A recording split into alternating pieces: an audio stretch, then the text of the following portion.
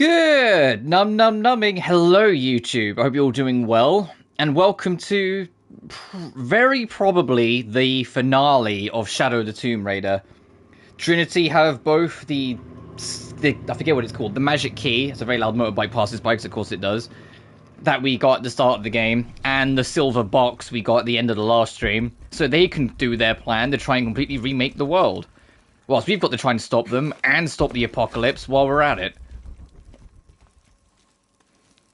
This stream probably won't be too long, because we are kind of at that finale point. Like, everything is 100%ed. Oh, the area over here, the mission of San Juan, we discovered at the end of the last stream that it was glitched and not registering 2 of the relics. I looked into it, also, hey, one man, and the solution to fix the glitch was kind of funny. Essentially, for those who don't know, there is a glitch in this area that only started to exist after the very last patch this game got, which is just like, of course it works like that, where it doesn't register this area as 100% once you 100% it. Which, considering there's a trophy for 100% in the game, that's kind of a big deal. The solution to fix it, for MMD affairs, the solution to fix it was kind of comical. You have to go into the mission of San Juan, save whilst you're in there, quit the game, reset your whole console, and then fire up the game again and come back in, and it's fixed. The reason why you have to reset your console is that the reason why the glitch happens is because of a memory overload. And only turning off your console and turning it on again will allow that to be refreshed out. Essentially, there's 2 story artifacts that don't count towards 100% that the very last patch this game got accidentally made trigger as counts. So it would slot in the slots that the last two relics that you could get here would go into, making it that they don't get properly registered.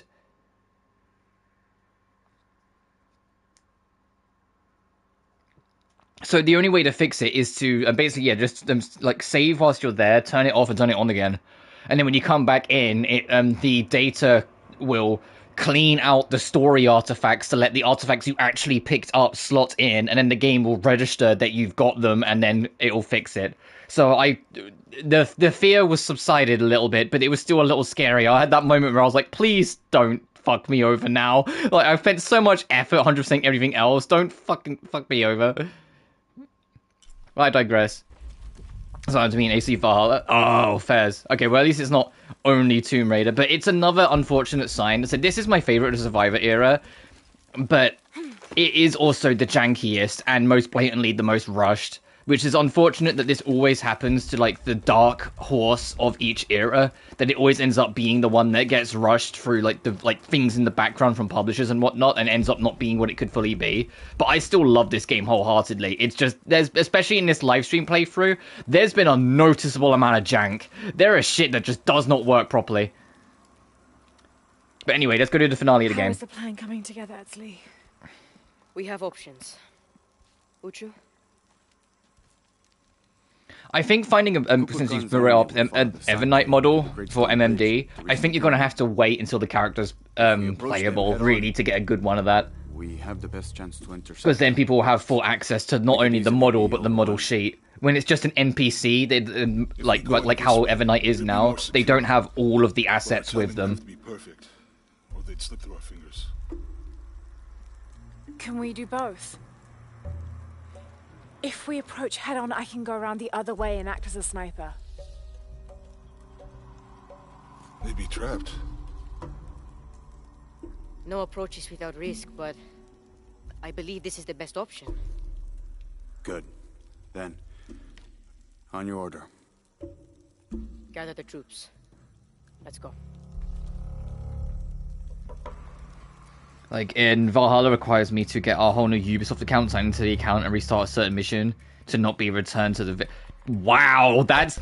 Okay, no, that's worse. No, that's worse. Jesus. This is where we part. Your path lies that way. Lara, I want you to have this. For luck. Edsley, I can't. After today, the eclipse will no longer represent us. We keep the sun. Tied to a limited event. Oh. Yeah, that is vicious. I'm glad the worst I had to do was reset my PS5. Be careful, Jonah. And speaking of, I've mentioned it before, but one of the things I've definitely noticed, it wasn't present in Tomb Raider 2013, and if it was present, I didn't notice it in Rise, but Shadow definitely has some things in the background that are directly tied to its game's frame rate, and considering this game was designed to run at 30, it pushing 60 from the PS5 boost. Oh, I just got a trophy, Dr. Croft. Get all artifacts. Oh, that was the last artifact I needed. Half of Unuratu's eclipse amulet. Cool. The story I one. kept the moon, and he kept the sun. I suppose this means he expects to remove the darkness. But there's been a few times where sound effects or actions or voice lines haven't 100% lined up with events or cutscenes, and I can only imagine it is because of the frame rate. It's the only thing I can think to blame it on, because when I look back at any footage of the game at 30, it doesn't happen. Oh, I just stuttered a little bit. Don't know if that was on my end. Where is he at? In Civ Rev plus 2 trophy list, and it's insane. If it's anything like Civ Rev 1's achievement list back in the 360 days, I can imagine.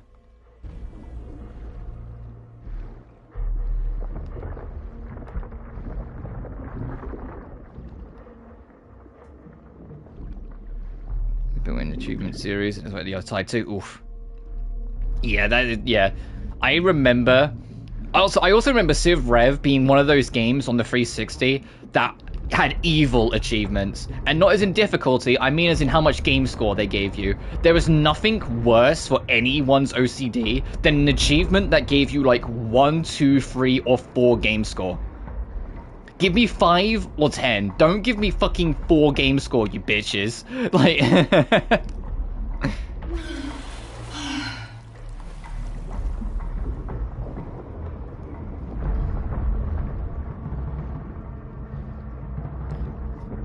Yeah, I imagine the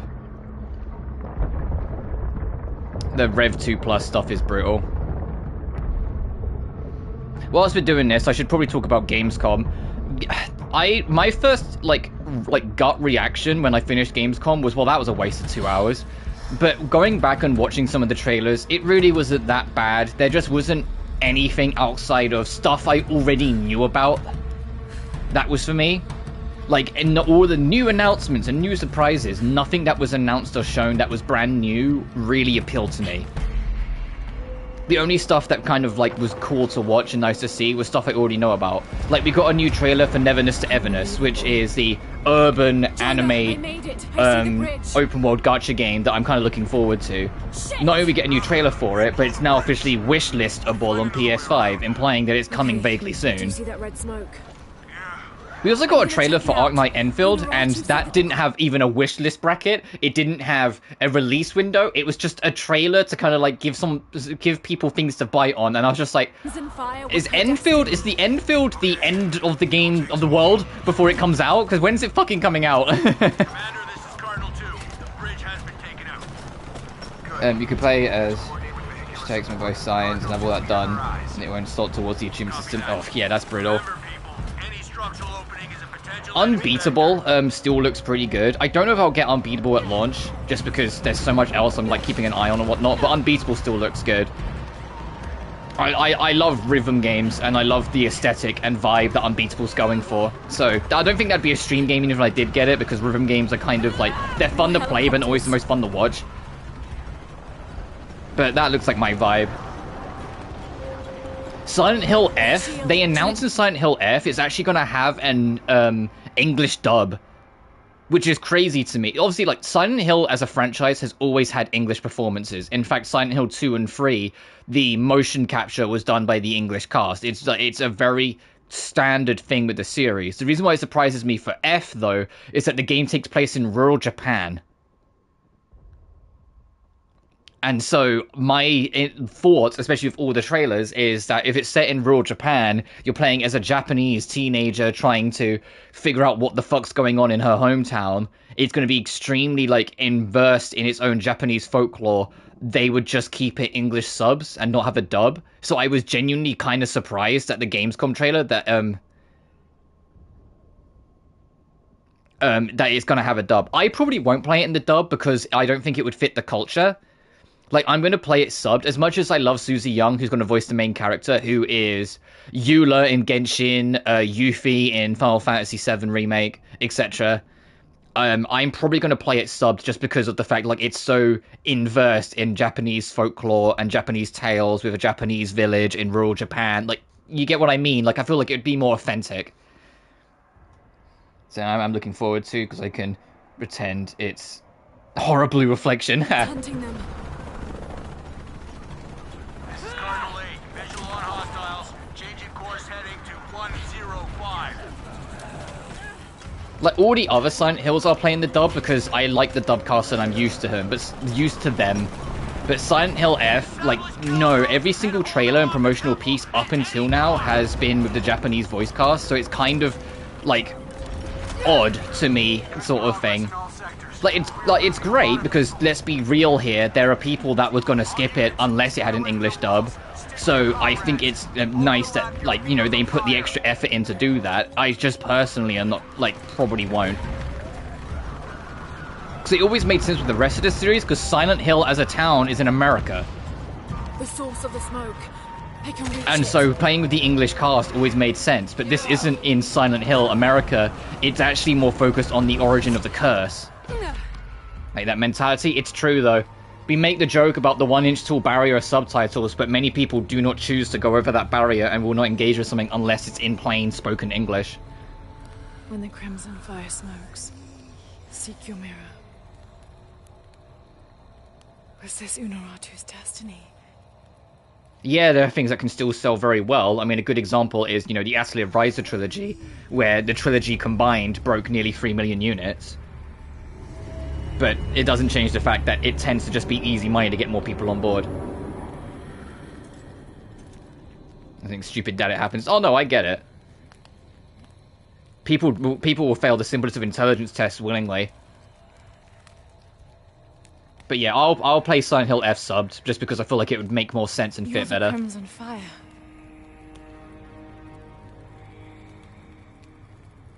I think we're supposed to work together to defeat Kukulkan. Laura, I'm not sure if this woman actually understands a word of English. I'm going to be real with you.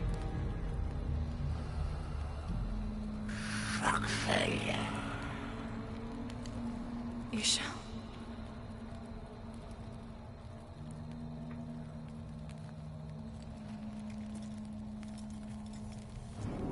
I will say though, the Crimson Fire, this lady, her design is phenomenal. Like, I've mentioned many a times that I love, like, cultural history and, like, cultural relevance, and the Tomb Raider team, Crystal Dynamics, spent an ungodly amount of time with, like, historians and, like, cultural supervisors to make sure that they made Crimson Fire's design authentic, accurate, and ultimately respectful. They didn't want to, like, tread on any toes when they did it. It was me, in my opinion.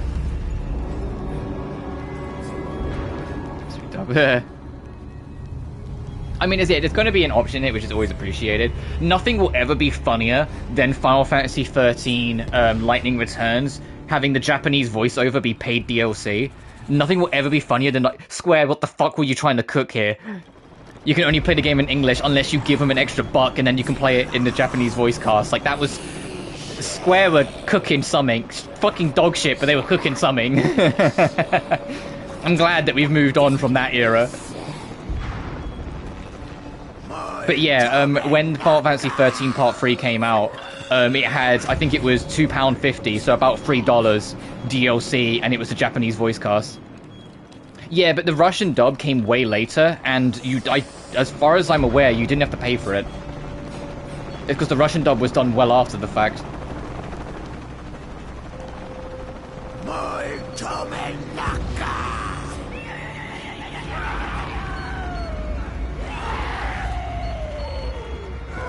Also, all the people that were trying to kill us earlier, because we are now decided to be like the second half of the chosen duo, they all love us and won't harm us.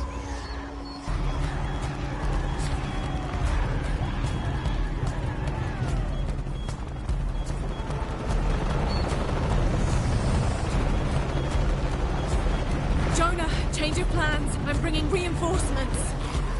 The Ashiel are the descendants of the creators of the She took a photo of the Shuck Shell, the Crimson Fire. Stole the box 400 years ago.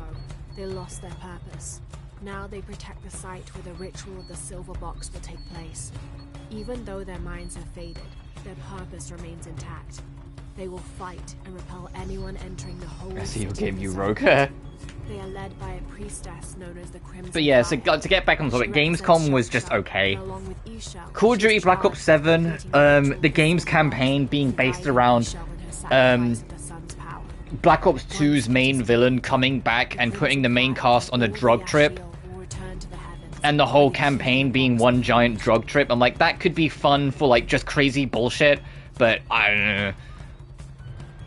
It being a co-op campaign though, you can do it up to 4 people is kind of cool, but that's also not new for Call of Duty. That's been like an on again, off again thing with the franchise. I don't care about this Fallout TV show, so that spent a bit too much time on my screen for me. It's just Far Cry, feels like it. What else is there from Gamescom? What? I Oh, whoops. Okay, because I tried to bring up the photo, I got it pulled me away from that. That's valid. Jonah, change of plans. I'm bringing reinforcements. What? I hope you know what you're doing. Me too. Commander, we have eyes on Grok. She's with I said Unbeatable looks pretty solid. The Tales of game was announced before Gamescom, so I don't really count it. But yeah, Tales of Zilla 1 is getting a full remaster. And it's kind of interesting. I know I keep pausing. Actually, I'm going to try and stop pausing. It's kind of interesting because it's clear that Bandai want a quick turnaround with all these remasters. Because of all the remasters we've got of like the older Tales games, you know what's consistent with them? Every single one of them is from a different studio. They've outsourced all of them to different studios so they can have quick turnarounds. Team. High Council in position. Holding perimeter. Repeat, High Council is secure. Yeah, some dodgement of COD, yeah. But I honestly don't give a fuck about Black Ops 7, but I also haven't given a fuck about Call of Duty for years, as you know. The only Call of Duty I might try is Black Ops 6 at some point, just because a lot of people seem to really like that one.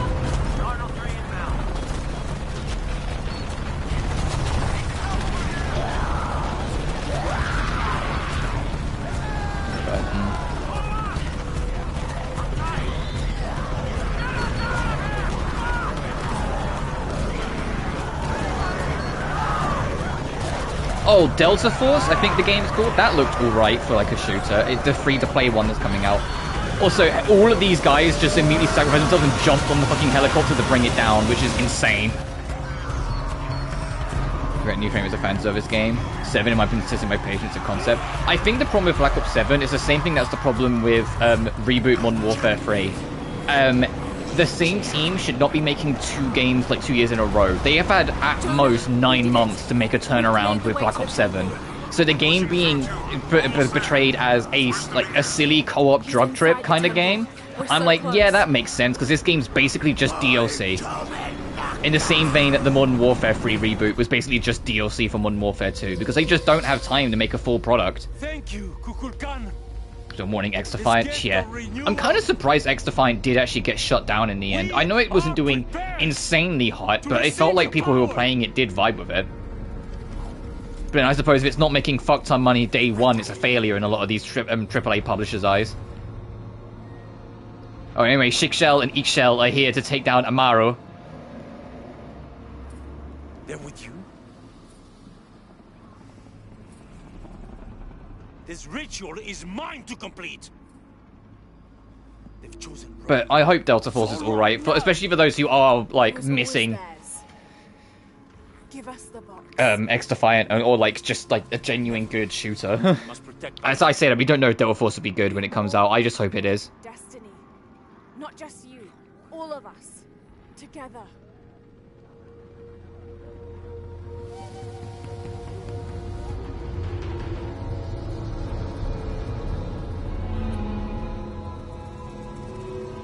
Also, a small thing whilst we're on the topic, of the Survivor era, I do like that in all 3 games of the Survivor era, the villains were still pure evil, but there was a degree of empathy towards what they're going on.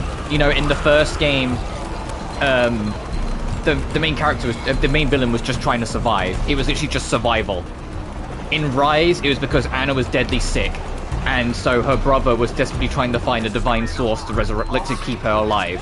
In this game, the dude genuinely feels his entire town, and by extension the world, would be destroyed if he doesn't act. So there is a degree of, like, understanding with all of them. That being said, in Tomb Raider next, I think it's time to give us another piece of shit villain. Just give us someone who's just unapologetically pure evil, please. You will all be saved, and those who gave their all will be rewarded. Like, a lot of people said, like, oh, they could bring back Natla, and I'm like, don't bring back Natla. Natla's had enough games, thanks, but, you know, someone like Natla, who is just in it for herself, in it for themselves, pure evil.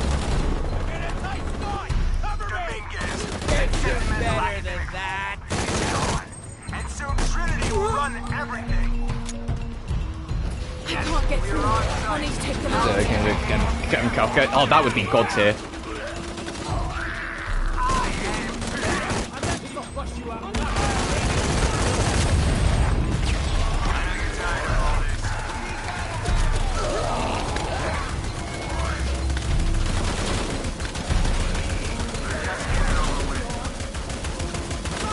Hey, fuckhead, have that.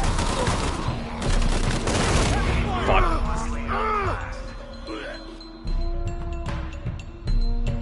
Honestly, I've been over it before. It was unapologetic here. I've been over it before. But, oh yeah, Rourke, Dominguez, or Amaru's second in command, is just a military bad guy. He just wants Lara dead. It was probably the actual executor of her father. But unfortunately, he's also the secondary villain and not the main villain. He's just here to be someone who actually fights you, because Amaru is borderline a pacifist at times.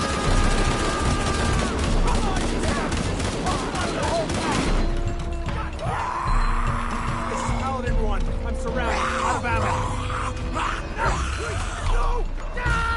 And there goes Rourke. Great villain. But what I didn't like about the villain DLC 506. I have to, like, reiterate, though. Obviously, I will worry about it if I decide to play them, because I'm not that interested in the DLCs. But I have never heard a bad thing about the villain DLCs in Far Cry 6, outside of, like, one of them's ending. That people were kind of mixed on Vars's ending. And I already know what it is. They revealed that he's actually still alive. But that's kind of it. Everything else, people seem to really enjoy it and how they expanded the characters.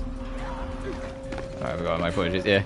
But my thing with Far Cry, I enjoyed Far Cry 3 a lot, as you know, I platinumed it, and I will go through the series eventually. I'm just in no major rush. And also, when I get to them, I'm kind of just going to do the base adventures. I'm not that interested in doing the DLCs as well. I don't think I can afford any of these skills. You know, they all cost free.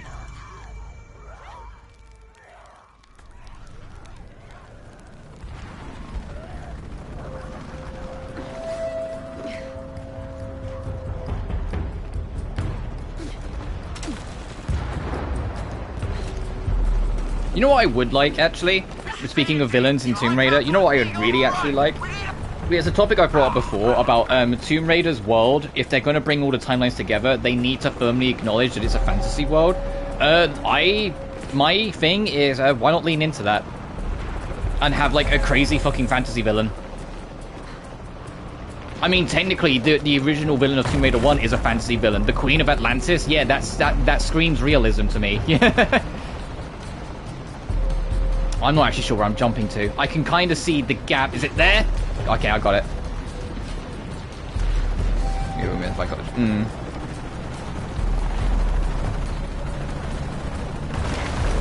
Like, heck, have, like, a deranged, evil, like, ancient god mastermind who, like, orchestrated, like, a whole bunch of shit across the entire Tomb Raider franchise. Fuck it, why not? You know? If all, well, technically 11 adventures of Lara are all canon, are all real together, this bitch has gone through wormholes. Lara's, like, you know, discovered Atlantis. She's gone to Avalon. You know, she's gone to a literal floating kingdom. She's done so much like crazy fantasy shit. Why not just have a villain be like, hey, I'm the reason why all these ancient civilizations even got to function? Why not? Just go buck wild with it.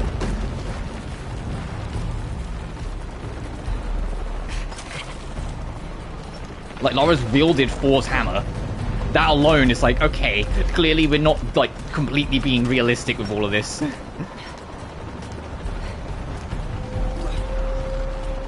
Okay, I do go up. It was kind of hard to see where I was going.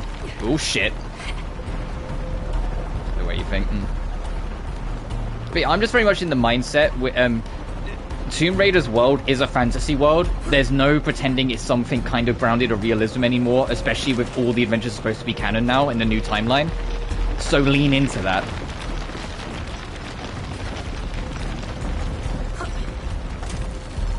What the fuck? Lara did not hook what I wanted her to hook there. Holy shit.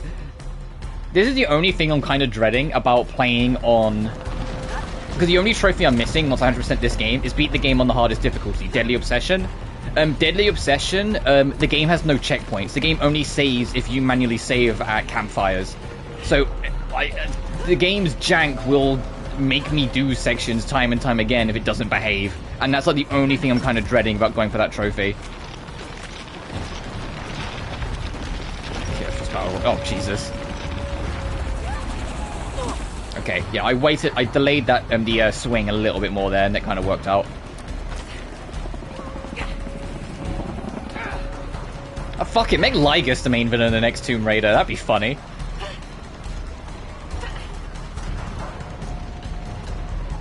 Actually, you know, make it a robot. We've never had a robot, like a proper robot. We've had sci-fi elements, but we've never had a robot.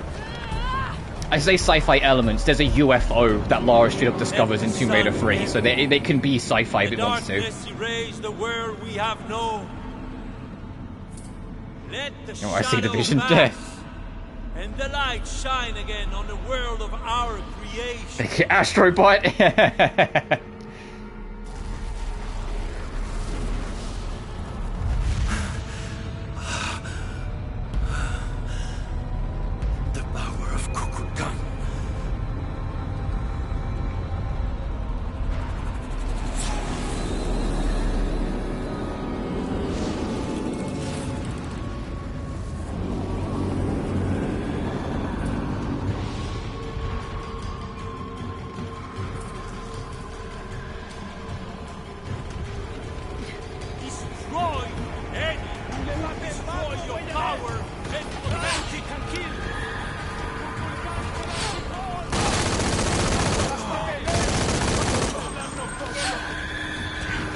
They're not going to give me the chance to get this, are they? Alright, there's one. The darkness erased the world we have known. Find her. She must check here. Oh, I don't have any explosive rounds. Hang on, time out. Alright, time in. We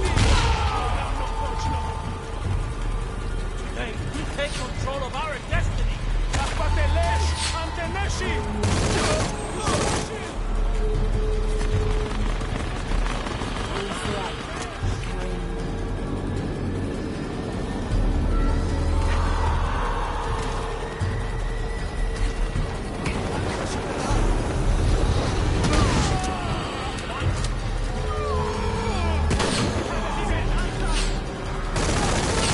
God, this assault rifle, the fire rate is deranged.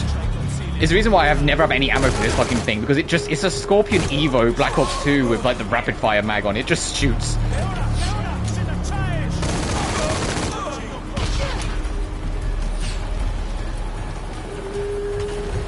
I have no idea if this is safe. Oh, it's absolutely not safe. There is a guy watching me.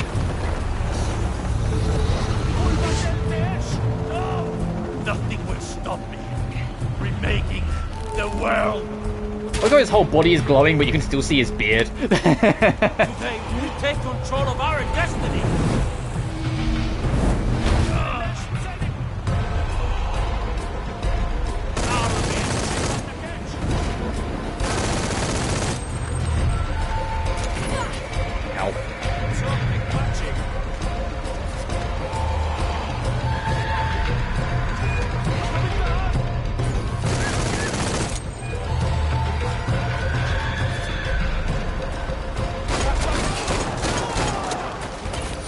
Bro, how much life you got? Get out of here.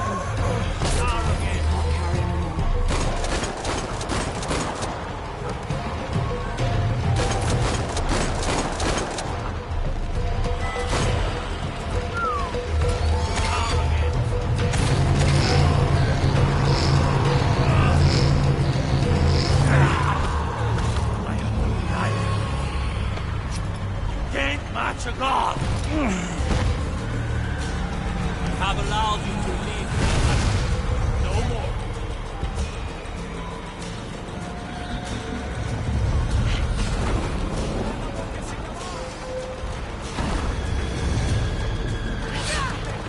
Fucking. There's someone outside trying to shoot in. Where?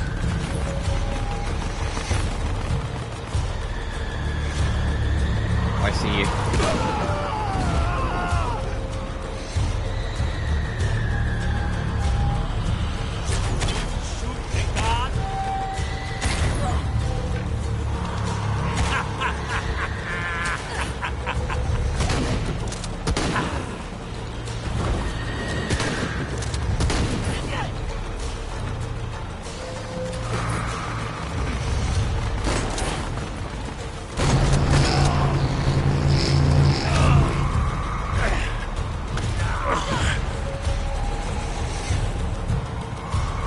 My TV is mine to protect, not yours!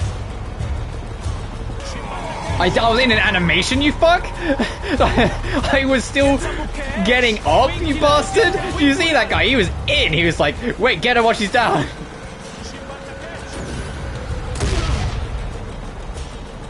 You lived? Get out of here.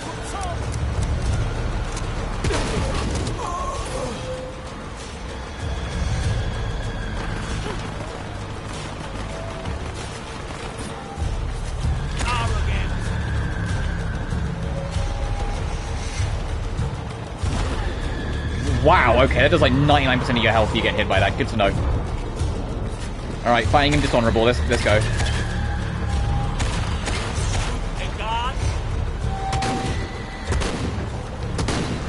God, the shotgun is so fucking shit in this game. Alright, let's go.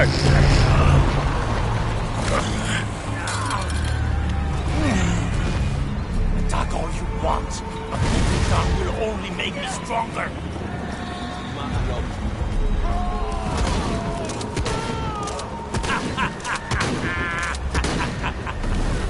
Oh shit! That was anticlimactic. I didn't realize I was that close to the edge.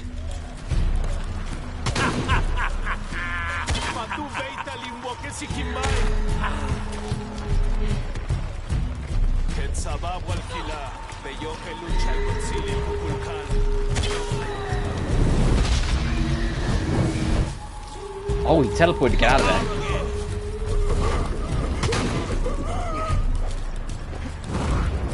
Hey, get over here. Come on. Ow.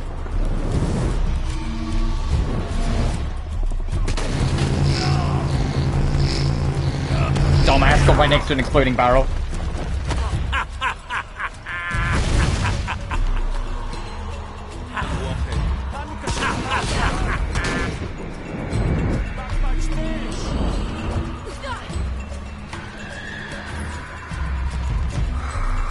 Hey, we're having a very real... Oh, there's ammo here. I was gonna say, we're having a very real issue here where I'm running low on resources.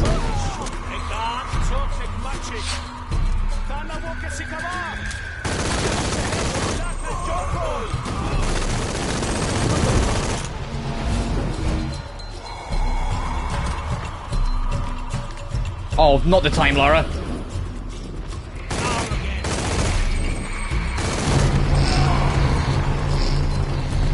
Rule of 5, let's get this done. And that's it, that's the final boss of Shadow.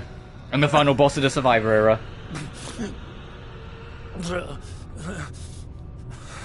sorry.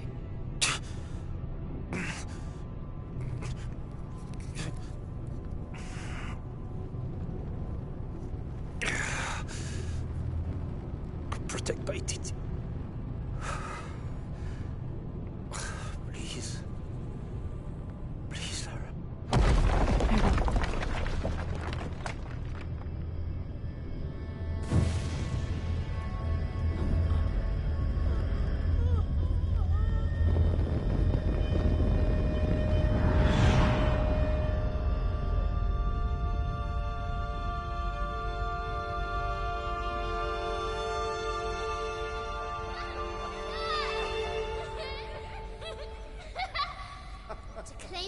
treasure, the adventurer, Lara Croft, must outwit the king. Outwit the king? I think the king might have something to say about that. My loves, will you hold still for a second? Yes, my white queen. One.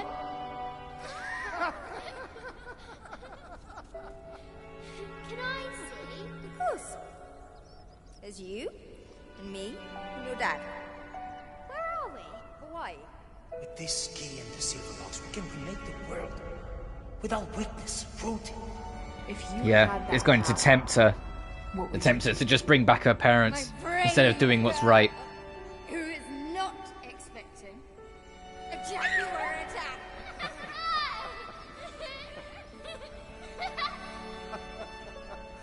Where shall we go next for our real adventure? I hear the Antarctic is lovely this time of year. Dad. Oh no, then perhaps the salt flats of Utah. Oh, Richard. I know where we're going. You do? Hawaii. Oh yes, yes, that could be really nice. Well, in that case. Goodbye, Mum. Goodbye, Dad. No. You're my research assistant. Oh yes, you're quite right. I'm sorry, Mom. I almost forgot myself. I request that you bring me to the museum. Well, I think that can be arranged, and we'll buy you a new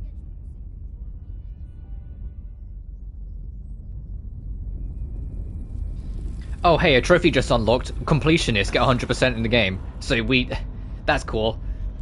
I don't have to worry about doing anything else. We are done. We've just got the last DLC to do, because you can only do that after the credits roll.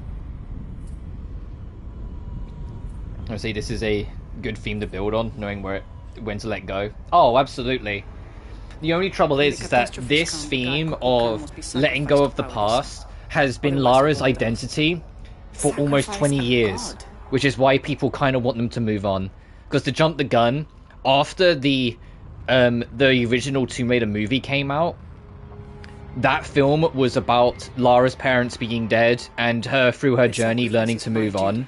The Legend trilogy, the only reason why Lara gets to Avalon is because she's chasing the threads left behind that could lead to her maybe finding out if her mum is still alive or not, even though it's blatantly obvious to us, the audience, that she's been dead. I like this world. And the reboot era's entire theme is the same again, of her learning to move on. So it's like, as much as I understand and love and respect that, and I genuinely, because I do, I love the stories of these games. It's also one of those things where I would be on board with them finally leaving this behind. She has now moved on. We don't need to bring up her parents again in the next game. Protect by it. Please. Please, Lara. I will.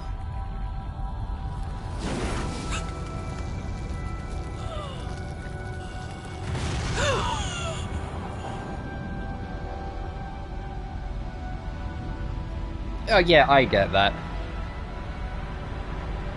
Obviously, we'll just have to see when Tomb Raider Next comes around, but with Tomb Raider Next being confirmed based after the entire rest of the timeline, and being, well, the latest in the timeline after Angel of Darkness, after Underworld, obviously after Shadow, because this whole reboot trilogy is a prequel trilogy.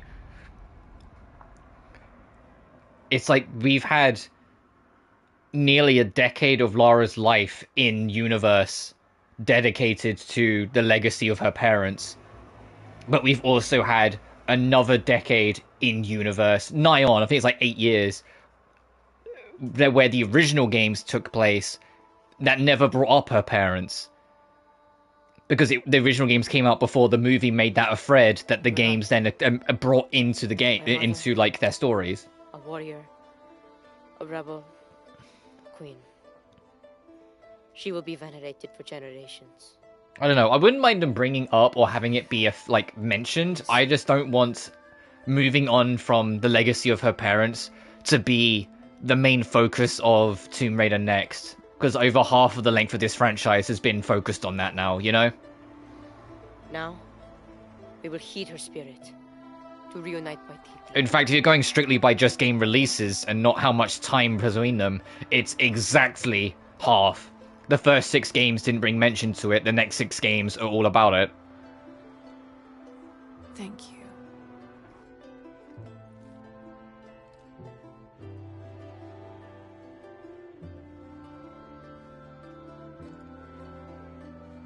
So I'm head back to Kwakiaku tomorrow.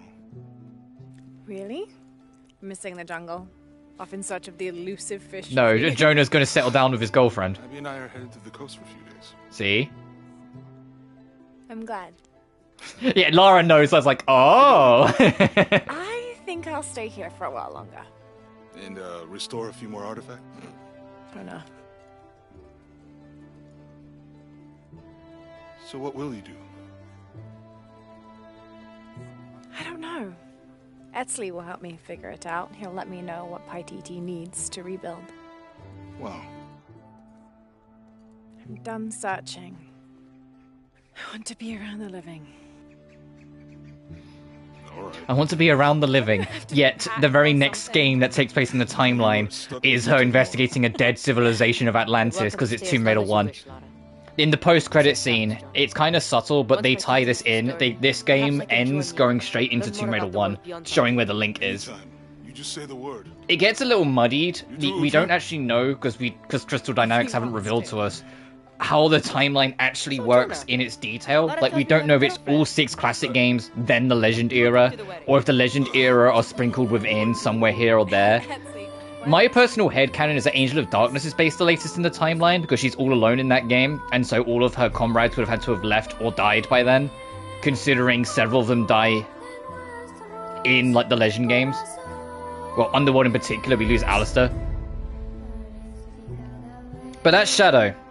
My favourite and jankiest of the survival era. Yes, I mentioned before, this game had the unfortunate consequence that Tomb Raider's entire franchise has been built off of, which is publisher demands made this game get rushed. But they didn't want to compromise at all on any of its ambition and design and technicalities, and so gave it their all in the time they had. Which resulted in a heartfelt, straight from the soul product, but a game that is kind of glitchy and kind of jank. I've said before, I've always understood, most people prefer Rise, the game before this, whilst I've always preferred this.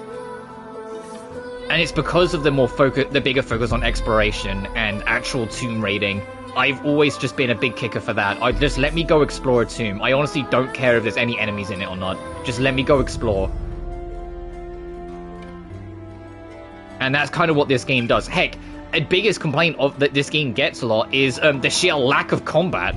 You do combat, there's only like 9 or 10 combat scenarios in this entire game. Or should I say like forced combat in the main story in the entire game. All the rest you're just exploring, and this game's like 20 plus hours long. Compared to Rise, where there was a combat sequence everywhere all the time, regardless of whether you're in the main story or not, there's always enemies around to deal with and fight as you explore. Like, it's a sharp contrast and you notice it. And I wonder if it was a response to Rise, because Rise's complaint was that there were too many enemies and too much combat all the time. You never had a chance to breathe. And this was just an overcorrection. But I do like that this had a bigger focus on animal enemies as well. Something that's kind of pushed to the side a little bit is the fact that, no, it shouldn't just be human enemies that Lara faces. There should be times where a wolf is coming at you and you've got to put it down. You know? There should be a point where there's a big jaguar that's been stalking you through the jungle for the past half an hour and you've only just become aware of it. There is nothing scarier in Underworld than trying to solve like this giant level-wide puzzle in the forest in the 4th level, and then as you're riding on your motorbike to the next location, a fucking Black Panther shows up and jumps you off the motorbike.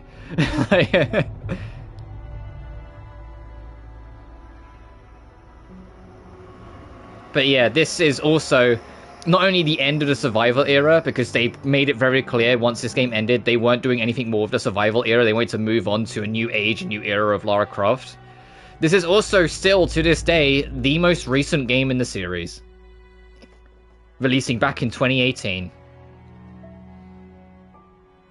Which is crazy that it's been that long, and that we are currently in the largest gap of time between releases ever in Tomb Raider's history. The second longest being the gap between 2008's Tomb Raider Underworld and 2013's Tomb Raider 2013.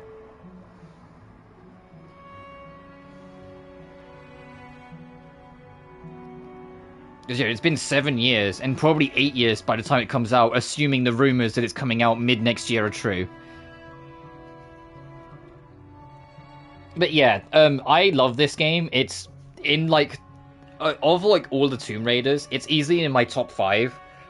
It doesn't really go any higher than top 5, though, because much as I love this, I know there are just some games in Classic and Legend era that I just vastly prefer.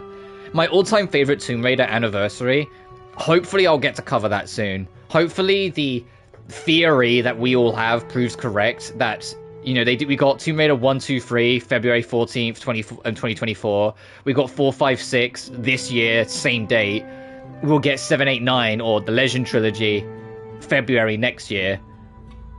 Because, like, Anniversary is phenomenal. Anniversary is my favorite. After that, and a close second, is Tomb Raider 1 Original, or Tomb Raider 96. Because that game is... that was lightning in a bowl. They kind of hit it perfect the first time, and although the Tomb Raiders of the classic era that came afterwards were still good, none of them quite nailed it just as cleanly as one did. After that's probably Legend, because, like, Legend is peak. It's short as shit, but I love Legend.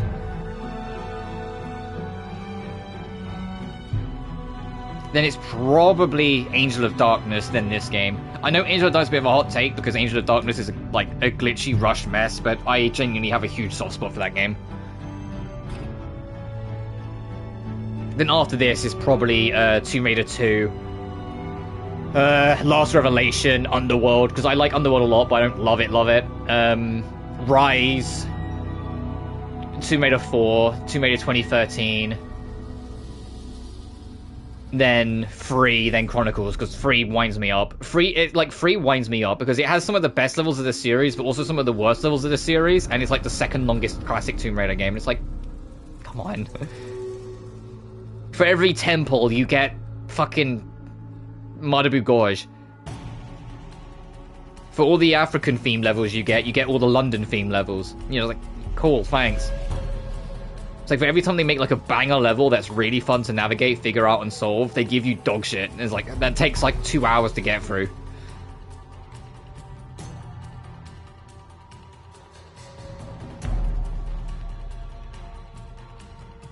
These credits are going to go through a lot of like publishing stuff, so I'll skip them. There is a post-credit scene I want to show.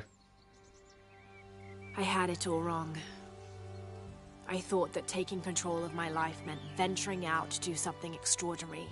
I thought I had to fix everything. But the mysteries of the world are to cherish more than to solve. I'm just one of their many protectors. I'm not sure what the future has in store, Jonah, but whatever adventure's on the horizon, I can't wait to meet it. I'll try not to take myself too seriously. It's funny you say that, Laura, considering how long it's been since this game came out. Lovely.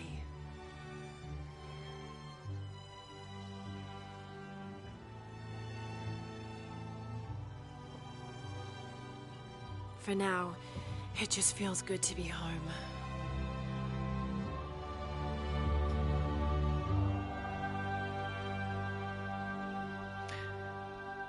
And it's hard to spot it, and when the game first came out, they actually patched it to make the cutscene a bit more subtle about it, but what she was looking into on her desk...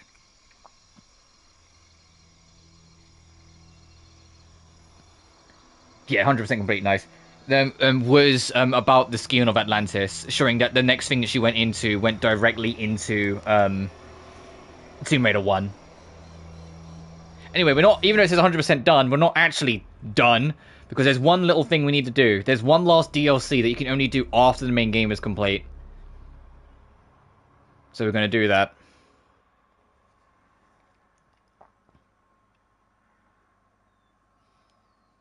But yeah, this I said yesterday that today's stream was probably going to be kind of short. I just ran short on time yesterday, so kind of had to just kind of give in.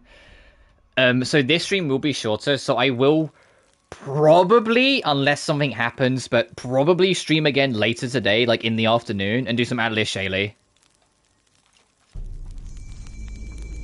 But anyway, we need to go back up here, because now that this is solved, we can do this quest and do the last DLC.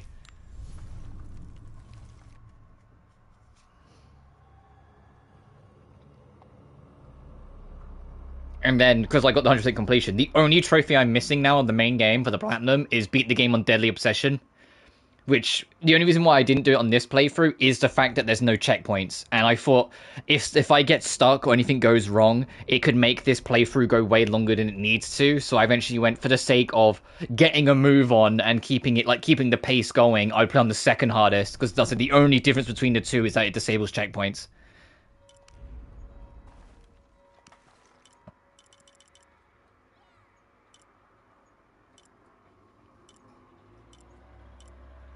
You know what? We beat the game. Let's find like a fun costume. Oh, the Tomb Raider 2013 costume.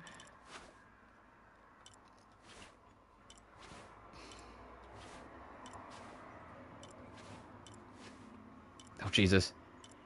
The London look. Oh, AOD fit with the model change? That's funny. TR2 fit with the model change. Only TR2, not TR1, because they didn't want to make the fucking triangle boobs. But with the bomber, Crimson... Oh, these are all the DLC ones, right? Yeah, I'll just rock the leather. As fun as the classic skins are, we'll just rock the leather. Also, did it restock my ammo? I guess we'll have to find out the hard way from the final boss.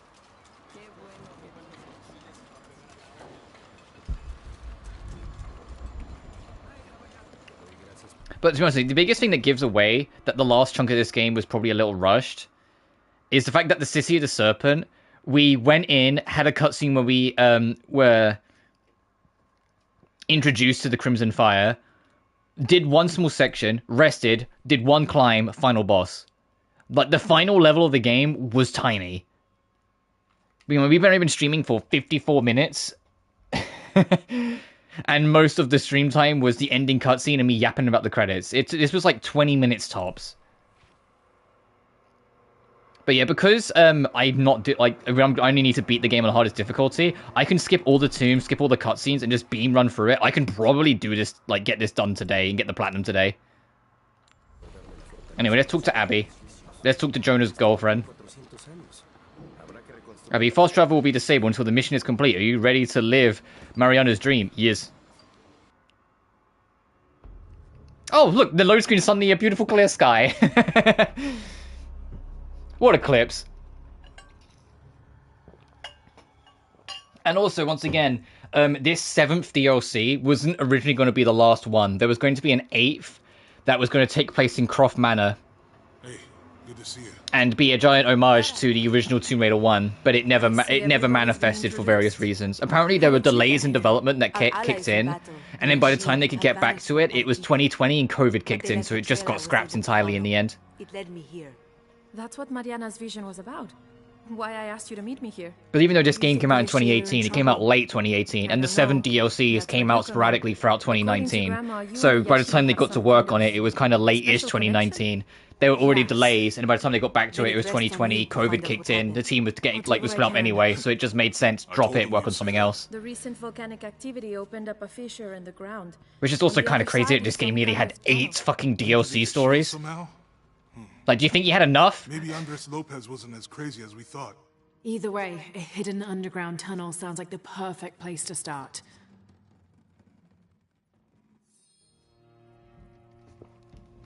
Tunnel reward, explore the tunnel. But because of that, that makes this DLC the very last one. When originally it wasn't going to. Oh, okay, it gave me bullets, but none of my extra stuff. Hang on. I don't know if there's going to be any combat, but I've got resources. Oh, whoops, I let go too early.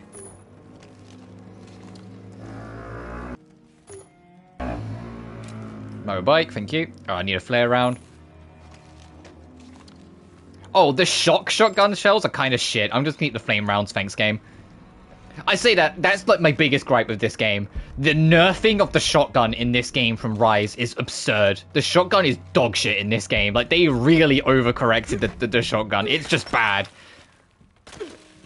You point blank a human being with the shotgun full blast and it doesn't kill them. You're like, what are we doing here? Which is crazy because the assault rifle was kind of really bad in Rise, yet in this game it dominated. It's just this vicious like head cut off machine. How did they get here? Oh, there are enemies. Okay, I'm glad I put in the effort.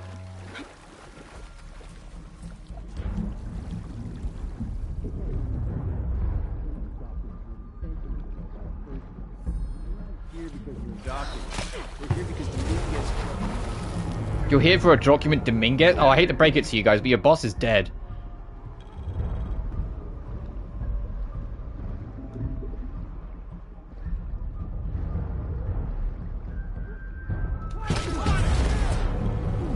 He had thermals on, he saw me under the water.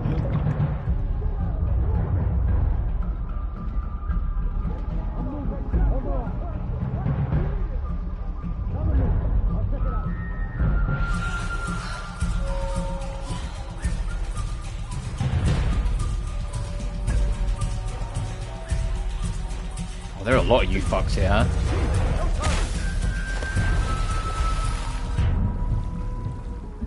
You'll cause a ruckus so I can get some.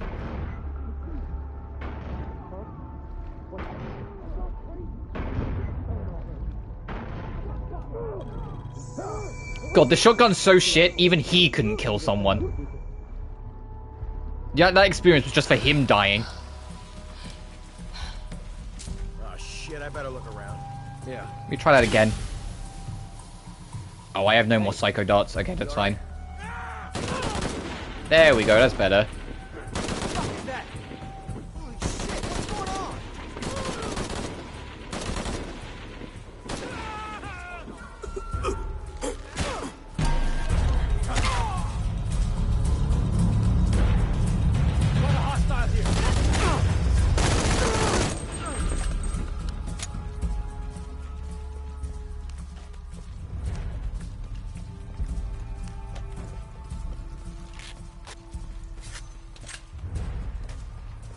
Also, I also like to point out something that I think they could do with next. Keep the no healing or the no regenerating health, because I genuinely like that, and it kind of adds to the survival aspect of having to pay attention to that. But make it so I don't have 25 heals at any given fucking time, maybe. Just a thought, because it kind of deletes the purpose of having regenerating health. Or like not having regenerating health and having to pay attention to my resources if I'm never in any danger of running out of heals. I can just tap one button and I get all my health back. Just a thought. Hey, what's that? Holy Jesus Christ! Holy shit, Croft is here! Holy shit, Croft is here!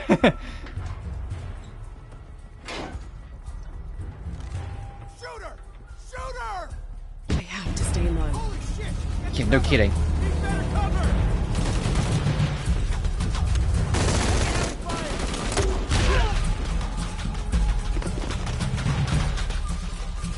But that's also the response I'd have. It's like if you're like a goon in Batman. Batman shows up, you go, oh shit, he's here. But you just be like, alright, I'm done. Oh, speaking of, there was a new Lego Batman game announced. Which I think is like the 4th one. And like they was like, oh, it's going to be an original story of taking down the rogues, and then like almost all of it was like referencing the Dark Knight trilogy, and I was like, okay, I don't know if it's that fucking original, but it did look fun. I'm not really into the Lego games anymore. I think my time with them's kind of passed. I think a lot of them kind of blend in together a little bit now, but I'm sure it'll be good. I remember the original Lego Batman on the PS2. That was great. 100%ing it was a pain in the dick, because it was around the time they kind of gave up making the collectibles make sense, but it was fun.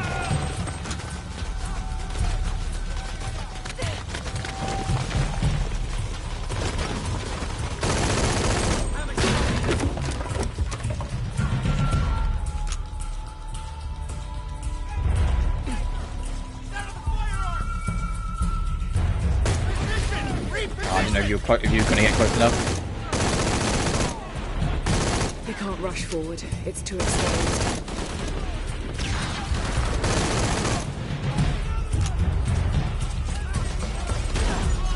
Oh wow, that was a shotgun to the fucking face.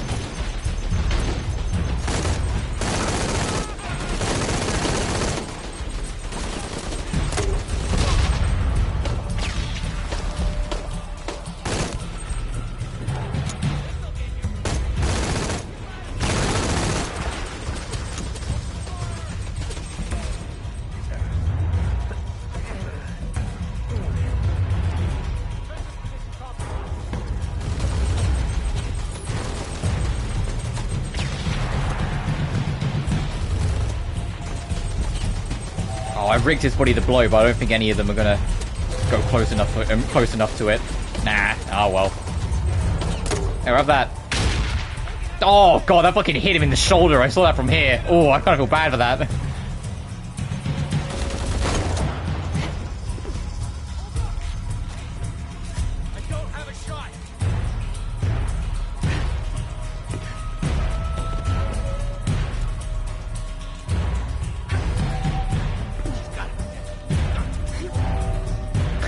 Keep hoping, buddy. Like how these military guys don't understand the simple practice of if you can't see the body, it is not a kill confirmed. The last thing we needed was another enemy. Shit!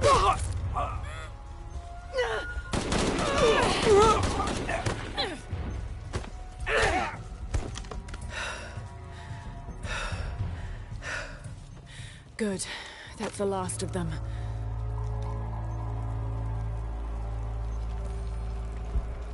Oh, these guys all died via cutscene, so I can't loot them. Boo. Cutscene death, boo.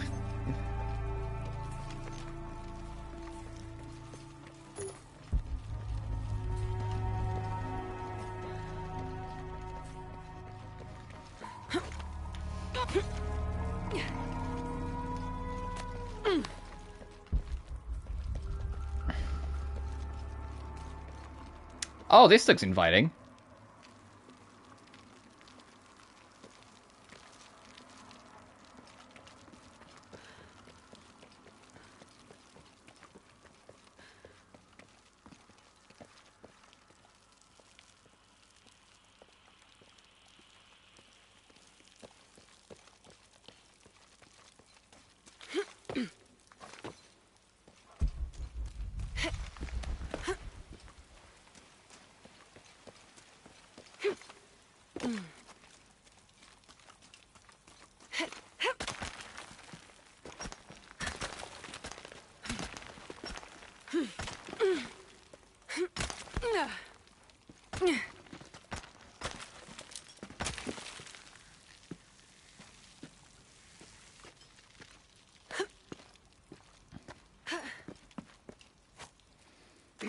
But yeah, since we are going to be done with this game, this stream, my focus moving forward, like after this, in terms of like what we're going to be streaming that isn't Metaphor, is just going to be like pushing through Shaylee a little bit more now.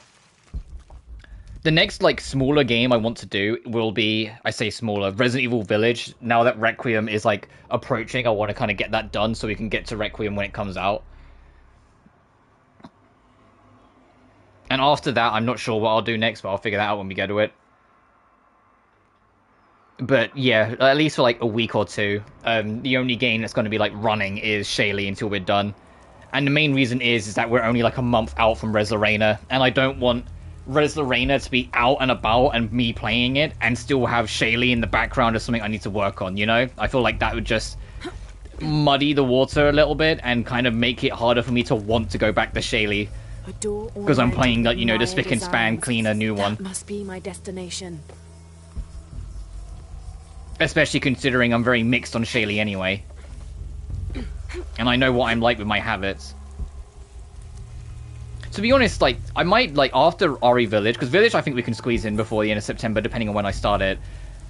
After Village, I probably won't start another smaller game, just because of all the games in September. Between Sonic, between Silent Hill F, between fucking Res Lorena, I might just hold off and focus on that for like most of the rest of the year, with the only like break off obviously being like the Monday streams, which I will get back to making it Monday, I promise, for Metaphor. But yeah, the only real focus be the Monday streams I think I am fine to just drop. Yeah, I am. And Experiment Week in November, which is all decided. I've got all 6 games locked in, and I'm very happy with my decisions. Whether all the games will be fun to play, we'll have to see, but I'm happy with the variety I've got. And yes, I do have one, count it, one tactical RPG in there. I will play a tactical RPG for Experiment Week, I promise. Those symbols, there must be a hint somewhere about which is the right one.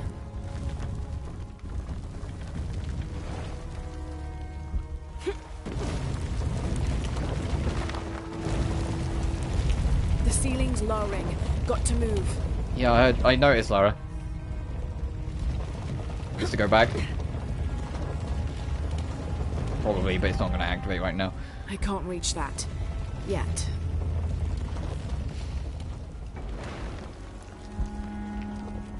Oh, do I need to solve something else first?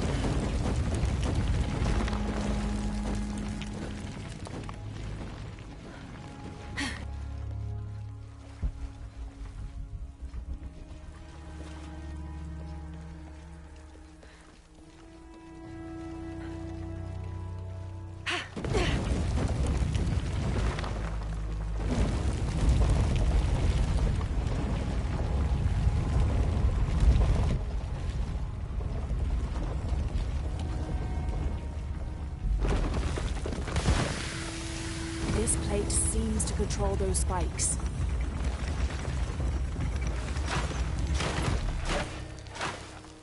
Oh, you gotta be fucking quick. Another blocked door. I'm sure there's a solution around somewhere.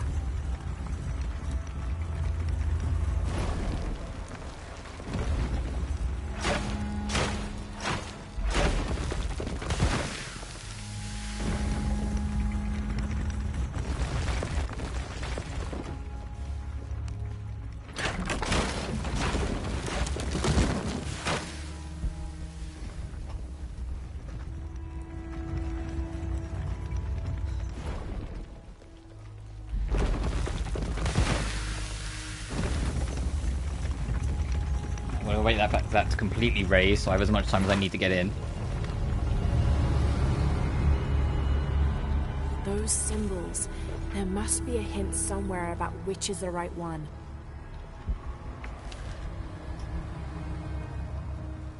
Okay. So it kind of looks like a extended hand, like you're extending a hand out for a handshake. So remember the hand. We're all in this together, gamers. Remember the hand.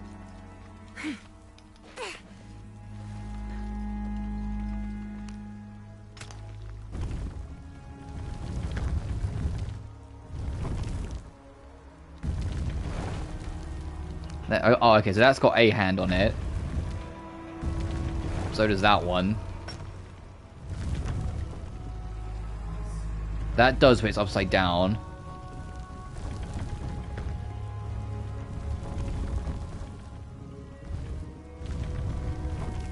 That does, but it's the wrong way round. That's the wrong way round. That one. Oh, they're all kind of the wrong way round, I think. Let's do it for now. Let's try and get another one.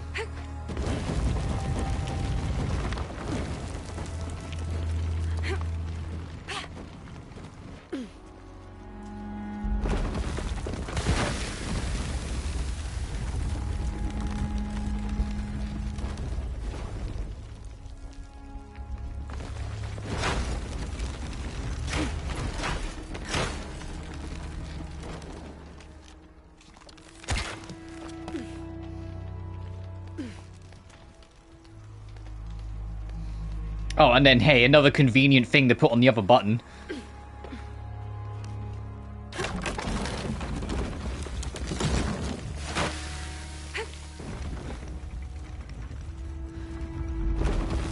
Stand on this one and it'll open the door.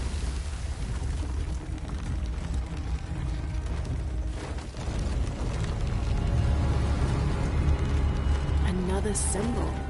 This is getting interesting. A hand, a face. A hand and a face.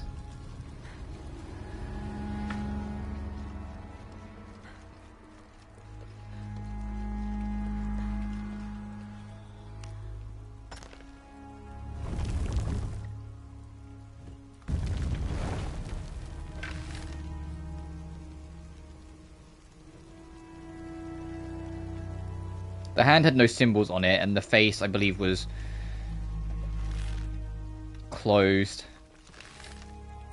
So yeah, a left hand and a closed mouth. That looks like a right hand and closed mouth. Right open. That is both, but no hand. Closed, no hand. Open. Both open and closed. Closed, but the hand's got a symbol on it, and I don't think... Yeah, that one doesn't. So it's probably that one. It's probably that one. Can we do this one yet? That's a strong no. How do I submit my answer?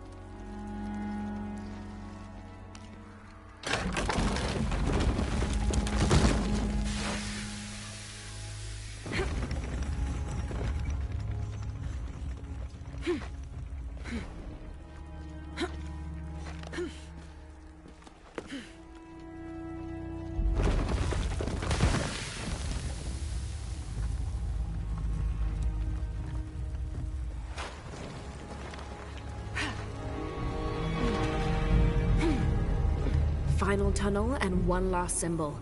Now to figure out how they work with the main gate. Left hand, closed mouth, and that looks like the bottom half of a body, like leaning down on one leg. Like that's the foot, the knee going into the thigh. That's the foot, the knee going into the thigh. So it's like someone leaning on it. Okay. A bitch slapping left hand, a closed mouth, head. And thighs leaning down. So it is this one. I'm like pretty sure it's this one. Because if I double check it, that's open mouth, so it doesn't count. That has the hand and the legs, but no mouth. That has missing two of them. I know there's one under us, but that one's not it either. Yeah, I'm pretty sure it's this one.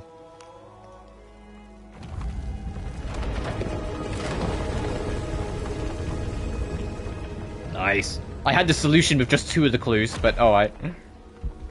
The path leads deeper into the temple, so that's where I'm going.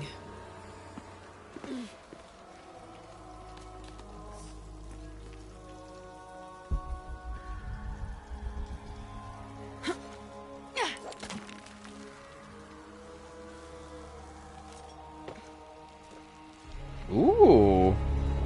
Incredible. This is Shakik, the Blood Maiden herself. She created the silver box and the Yashil. The statue is incomplete. There must be a way to reposition the different parts of it.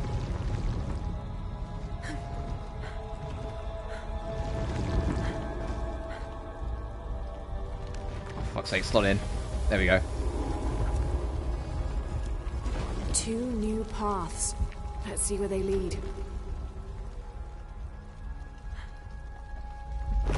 Oh boy. Yep. Man, I show up, I don't get stabbed. Oh, that's on my ass. Oh god.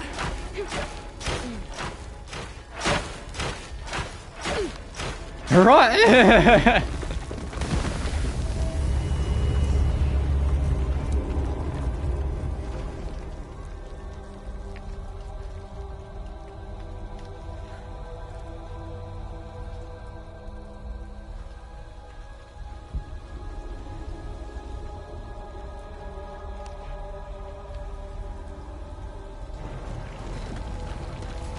What are we doing here?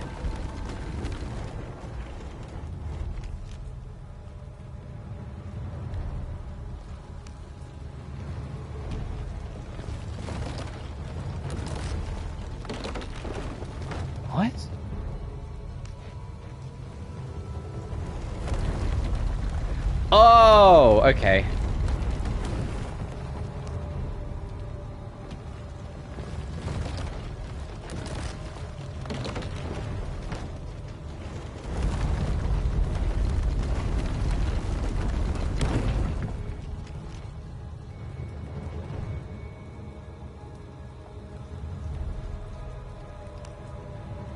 I don't think that's correct.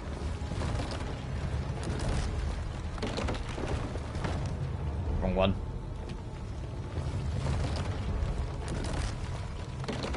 Yeah, that's a foot, not a hand, dipshit. Alright, let me get this thing pulled. Hang on, that's on me.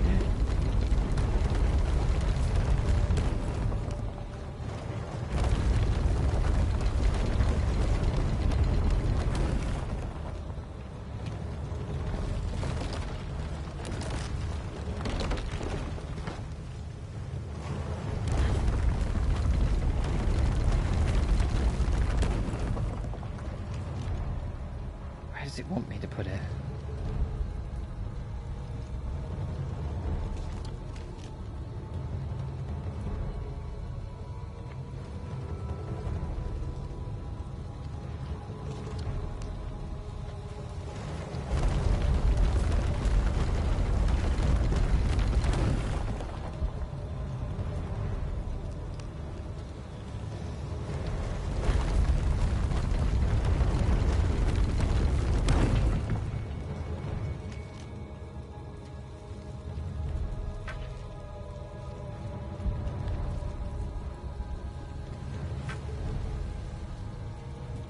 I'll come back around. Let me see if I can saw something on the other side.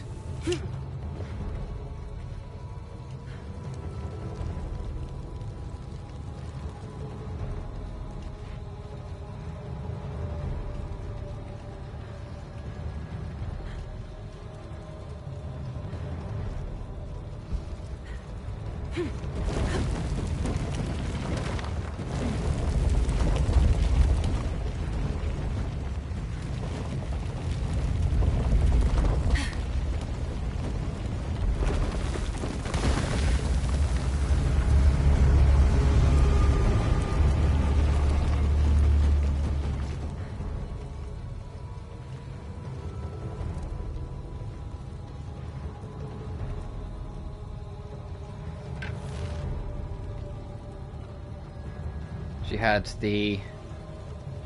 that in the upper hand, that in the lower one. So is this...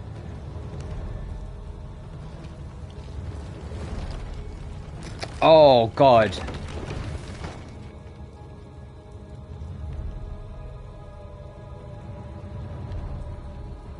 The angle's kind of hard to work out from here.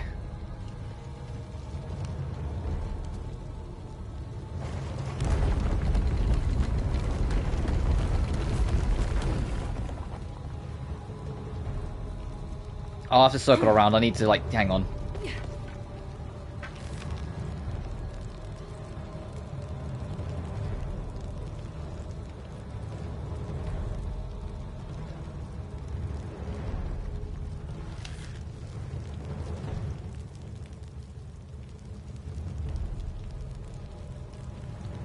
It doesn't actually give me much information, does it?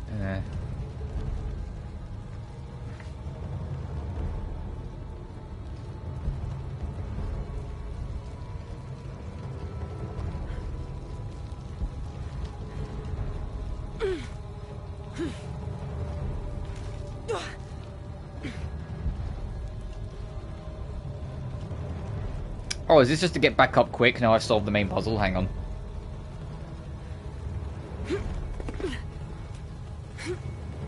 Yes, okay.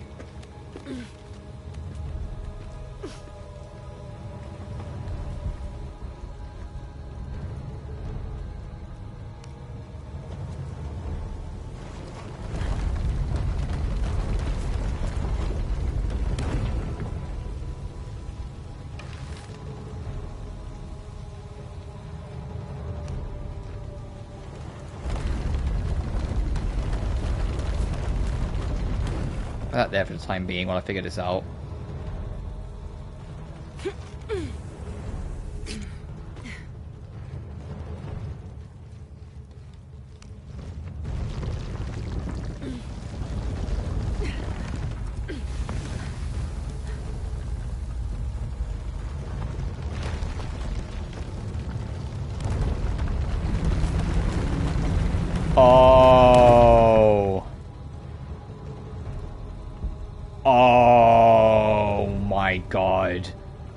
I see. Okay. A miniature of the complete statue. Probably. Yeah, for I noticed reference. it was for reference, Laura. What do you think I've been doing? Okay. I see. I was wondering what the fuck I was missing.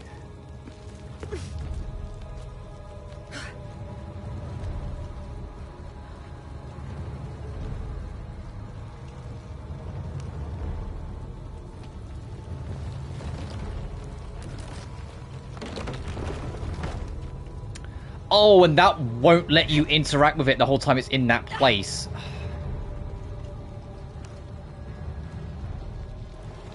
Right, it's gonna...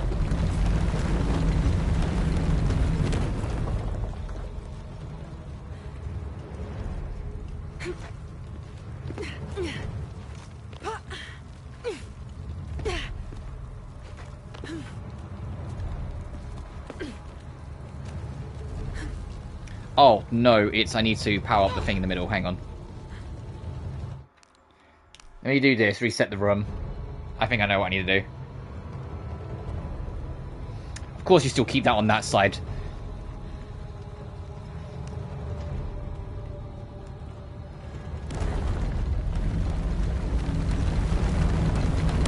It's going to take a minute.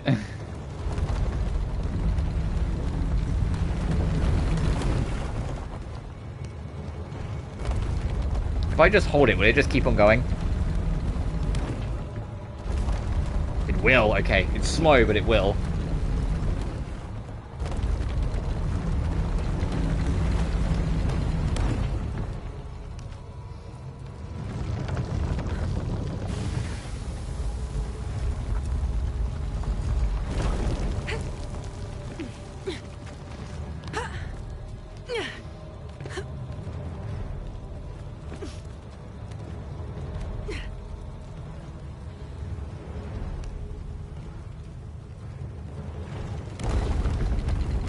Oh no, that's not what I want. Whoops.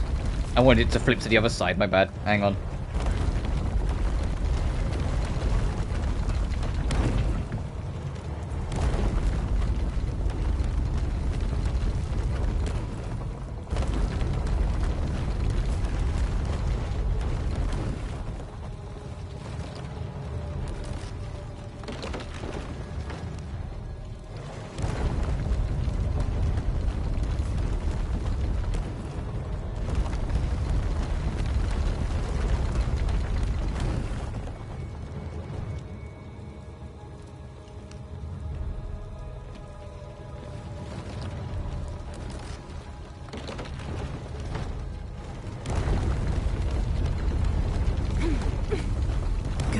The left arm and leg are in place. Okay. That gives me hope. Oh, that's like, okay, I am on the right track.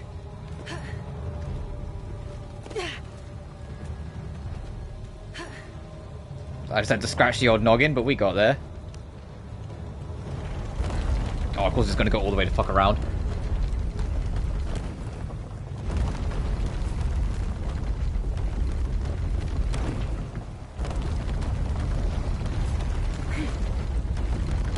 Oh, the leg!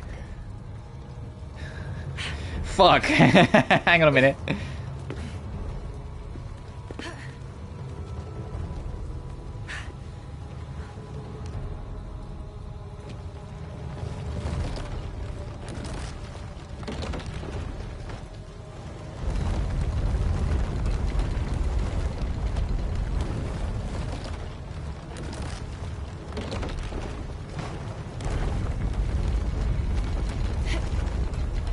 Done it. Now I can go through the door. That was a fun puzzle. It took me a minute to kind of like register what the fuck he even wanted me to do, but that was fun.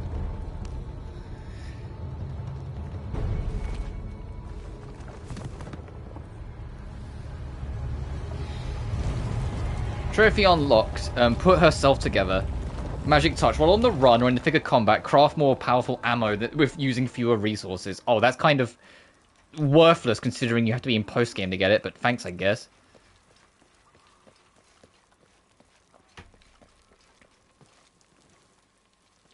Some kind of gateway.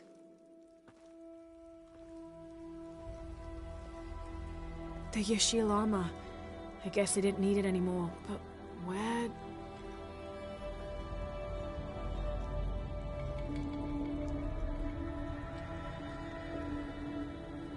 They made it.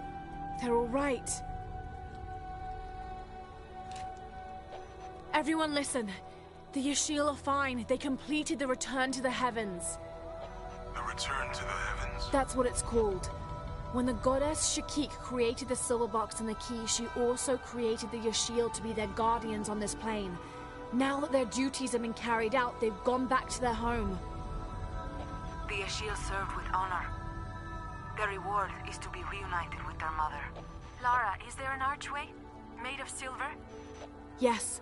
According to the fresco, that's the door to the other plane. And now it's closed. Forever. That's consistent with Mariana's vision. It fills in all the blanks. Great. I'm on my way back.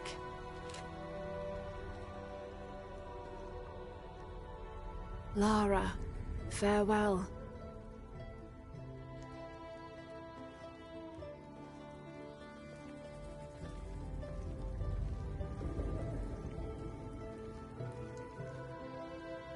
Lara, you're back. Thank you. Now that you've fulfilled your duty to the Yashil, what's next? With the cult defeated in Paititi, my work as her protector is done. Uchu will be Etzli's military council, and that frees me to explore the world outside, serving these adopted lands as my celestial sisters did for centuries. We're lucky to have you. So the Yashil are back home. That means everything's good now, right? Everything's great. Those two fucking romantics. And what about you, Lara? Do you have any plans for the future?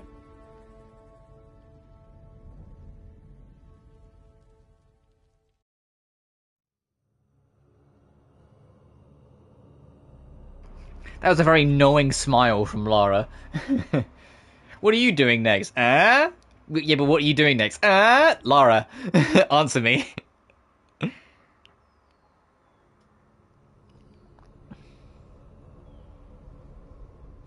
I can't wait for Tomb Raider next.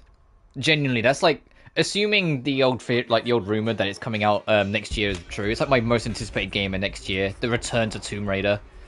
That the bow is going through your nose, Lara. The Silver Strike Moonbeam. And the Midnight Sentinel Farseer. And trophy unlocked the Moonlight Sonata. Oh, and I should get a trophy for beating every single one of the DLC side quests. On one save. Right? I gotta check now, right? Oh, and receive the tunic of the Shorn One. Okay, I need to find out how to get that fucking tunic. It says complete all 7 DLCs and then pick up the tunic.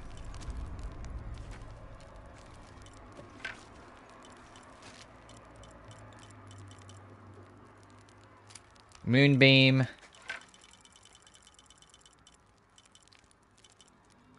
Oh, trophy unlocked. Season Pro. Get the tunic of the Shorn One. Oh, so I guess it was just a late pop of the trophy. Alright.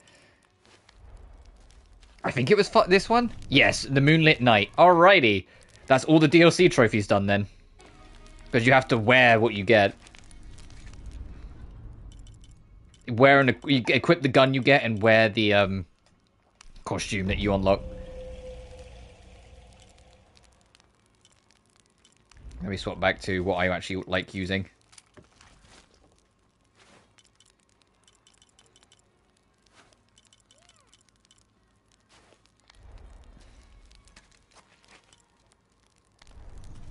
That's crazy.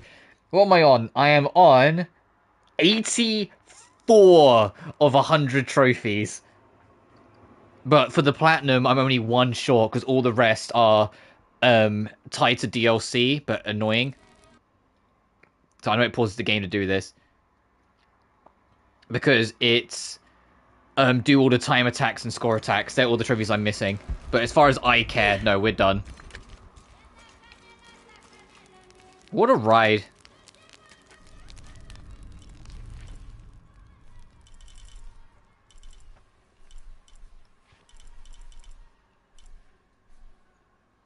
Peruvian jungle, 100%. Actually, no, we're gonna do this properly. Hang on. So I don't get, like, nabbed by the quick warp all the time. 100% Comazor. Or Cozumel.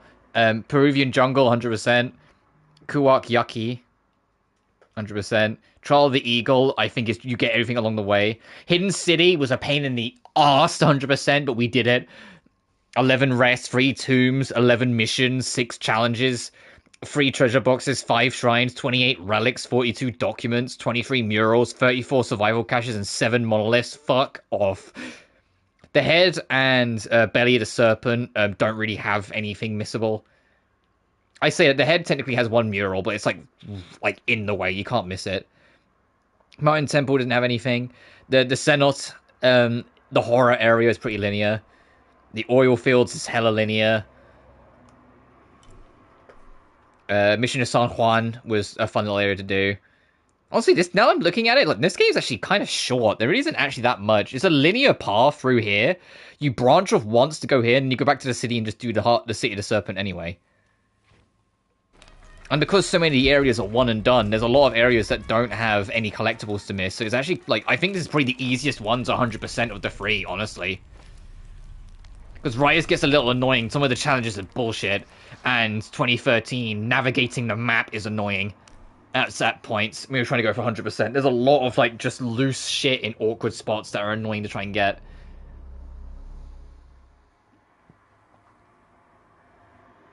But that's it. A nice short hour-and-a-half stream. We're all done. We've done all the DLCs, because I'd never played any of these DLCs before. Howl of the Monkey God, or the Nightmare, was my favorite. After that was Forge. After that was Mother's Protection, or Mother's Protector.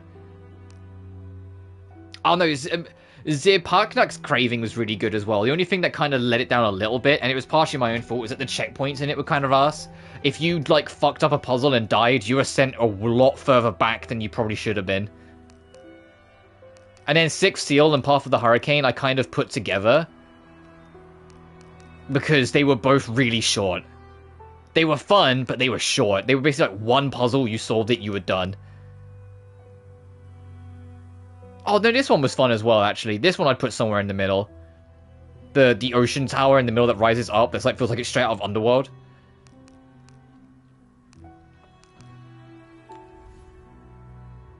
But yeah, that's this crazy ride. That's Shadow of the Tomb Raider. Thank you all so much for watching. I know it's a smaller stream. I said I might stream again later in the evening. Like, might do some Atelier Shaley, but we'll see what the day brings. I want to have some... I said it's only 20 to 12. You can see on my save file it's only 20 to 12. I want to have some lunch. I want to do a bit of cleaning around the house as well. So we'll see what it brings. Either way, thank you so much for watching. Remember to like and subscribe if you haven't already. It genuinely helps the channel grow. Additionally, you can find my BlueSky and Patreon in the description of every single video. But until next time, you guys take care now. Peace.